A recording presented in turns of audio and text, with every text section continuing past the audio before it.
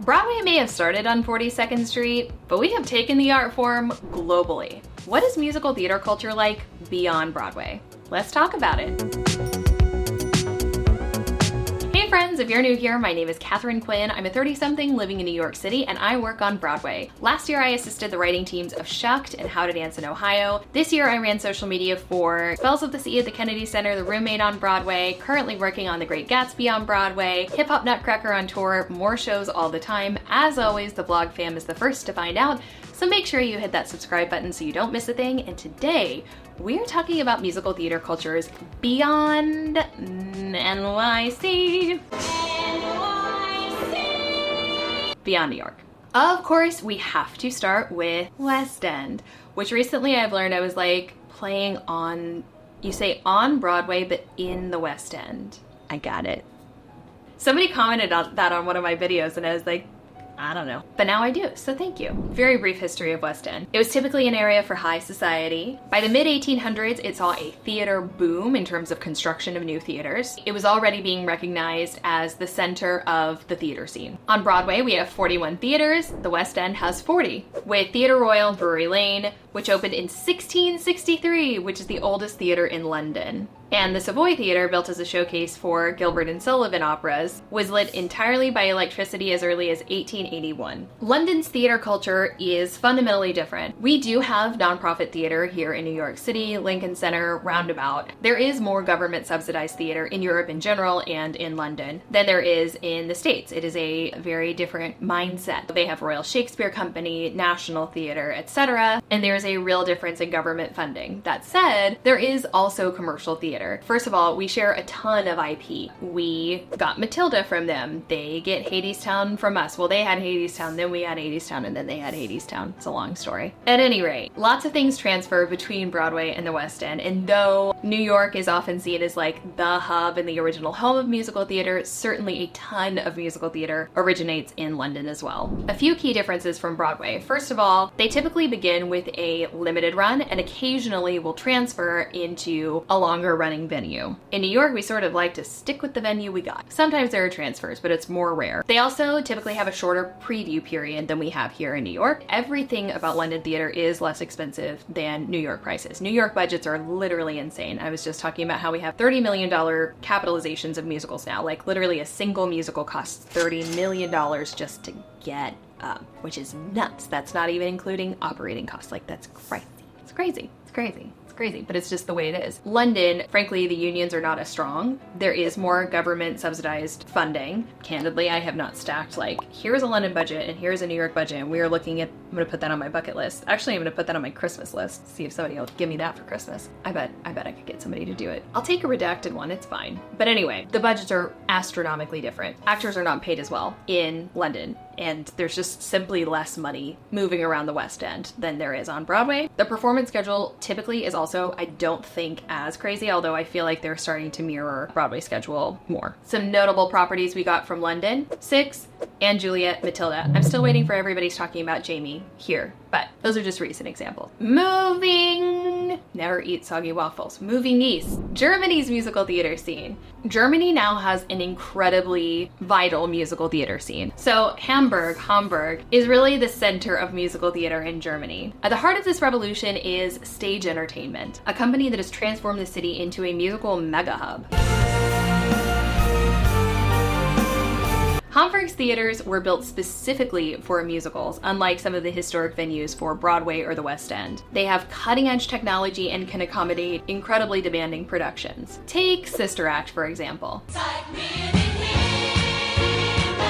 When this show was ready for its world premiere, producers did not choose New York or London. They chose Hamburg. Why? Because German audiences have developed a sophisticated palette for musical theater, demanding productions that push technical and artistic boundaries. Similarly, Hercules had its life at the Public and then at Paper Mill Playhouse, and then did it go to London? Nope, it went to Germany first. But what makes German musical theater so different? It starts with the fundamentals. So even more so than London, many venues receive substantial state funding, allowing them to take creative risks that you can't really afford if you're operating commercially. German audiences also expect spectacle. Clean and vet.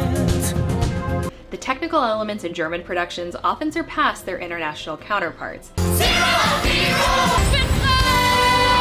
with wild investments in effects and automation, which is so funny to think about because it's like, our budgets are bananas. I want to know what a German budget is. And like, if there is all of this technical spectacle, is it buoyed by the state funding? Like, I'm very curious about the give and take of the money of it all. Some original German musicals include Elizabeth, Mozart, Rebecca, Der Schuh des Manitou.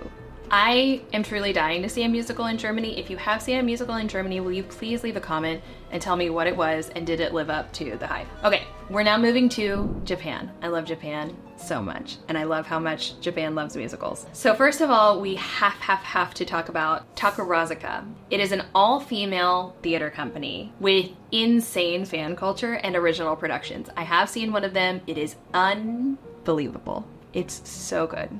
I worked in Japan 10, 12 years ago. I was working at Tokyo Disneyland. The shows at Tokyo Disneyland, the spectacle, first of all, in those is a different level than in the US parks. It's incredible. Disneyland Paris gets it though. Recently went there and those production shows are also incredible. The talent is great in the States. The shows are just like not as than the European show and the Asian shows. Anyway, I digress. At the time, it was like Takarazuka and occasional sit-downs of big American shows. That has definitely changed, even in the last decade. Some Japanese adaptations include Death Note the musical and Marie Antoinette, but there are many others. They're also very into merch culture, which I love. Okay, we're gonna go just a little shorter distance this time to South Korea. South Korea is where musical theater is really seeing some thrilling developments, and I am dying to see musicals in South Korea. I can't wait. I'm gonna go and it's gonna be great. South Korea has its own incredibly vibrant, original musical theater scene. Jason Howlett, our composer from The Great Gatsby, often works over there and composes original musicals. I have a British director friend who has gone over there to work on a new musical. Like, that scene is, people don't say anything is poppin', but if something were to pop, that would be the thing that's poppin'. There's totally K-pop influence, social media integration in a way that we're not totally tapped into in the States, and fan engagement is incredible. Some of their most notable or famous shows are The Last Empress and Excalibur. Much like we have stunt casting, they have K-pop idol casting, and they are also known for their technological innovations within their theaters. I definitely want to throw a bunch of B-roll of South Korean musical theater here.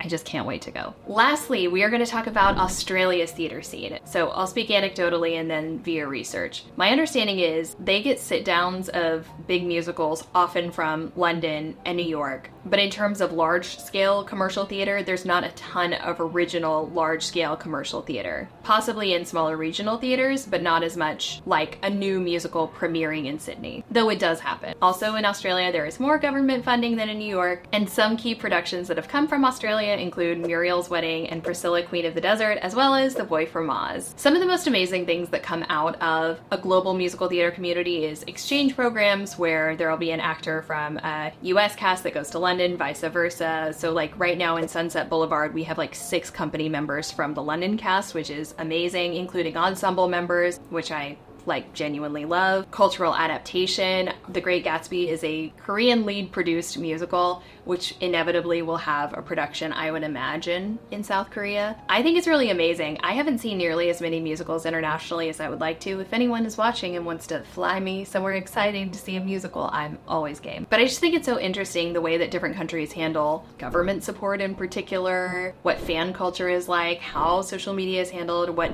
everyone's version of stunt casting is, and then what the values are. I feel like even the values between New York and London theater is so vastly different. It's so interesting to me. Like shows that do beautifully in London tank here and vice versa, just like in terms of what our audiences are primed to enjoy. But I feel like with the power of social media and the internet, there's never been a more amazing time to develop like global brands of musical theater. Some emerging markets that I did not talk about that I would like to do more research on are China, Brazil, the Middle East, and Spanish language markets. I do want to know, please write in the comments if you know, are there parts of the world that are doing better with streaming live theater than we are? If so, I mean, I know the National Theatre does. So London. Actually, I think London in general is a lot better about that than New York. Would you please leave comments down below? I'm deeply here for international co-pros like Hercules trying out in Germany. Probably will have a London run, then inevitably we'll have either a tour or production here. I love the global musical theater community. I just love it. And I want to see more musical theater internationally. If you have seen shows